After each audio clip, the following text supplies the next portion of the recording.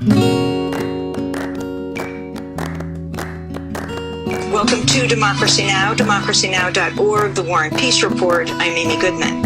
Actions inspired by New York's Occupy Wall Street continue to spring up across the United States. As of Friday morning, the website Occupy Together, a hub for nationwide events in solidarity with Occupy Wall Street, reported gatherings in 840 cities. On Thursday, activists in Washington, D.C. kicked off the October 2011 protests by occupying Freedom Plaza. We need to stop investing in privatization. We need to start worrying about the 99% of the population. We need to start investing our money into social welfare programs and worrying about the middle to lower class, because we are not truly a great nation until all of us are strong and all of us are prospering. Well, I'm so appalled at the lies that go on at every level. And this was something I could do. Some of my friends say that it's just a replay of what we did during Vietnam. But you know, that did have some effect. And I'm really hopeful that the people at Wall Street, that this will actually move us to do something. As in New York, demonstrators have come to Washington, D.C. from across the country, and some are taking part in their first ever political demonstration. One woman who traveled from Kansas held a sign that read, quote, "Lost my job, found an occupation." In San Francisco, protesters are defiantly resisting a police attempt to break up an encampment in front of the Federal Reserve Bank.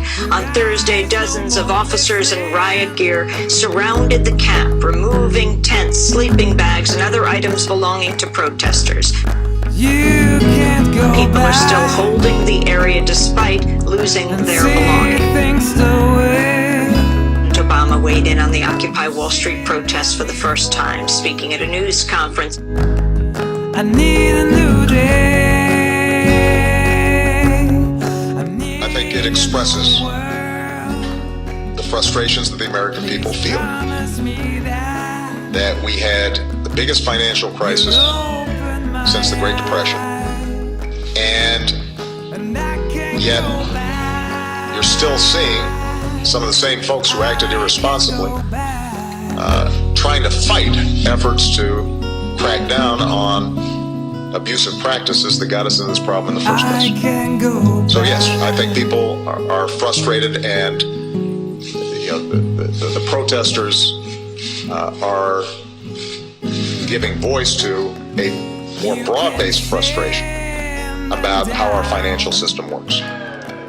Now keep in mind, I have said before, and I will continue to repeat, we have to have a strong, effective financial sector in order for us to grow.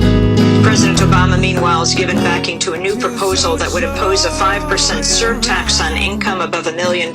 Senate Democrats announced the measure this week as an alternative to Obama's proposed tax increases on incomes above $200,000 for individuals and $250,000 for families. At his news conference, Obama said he's fine with the alternative approach.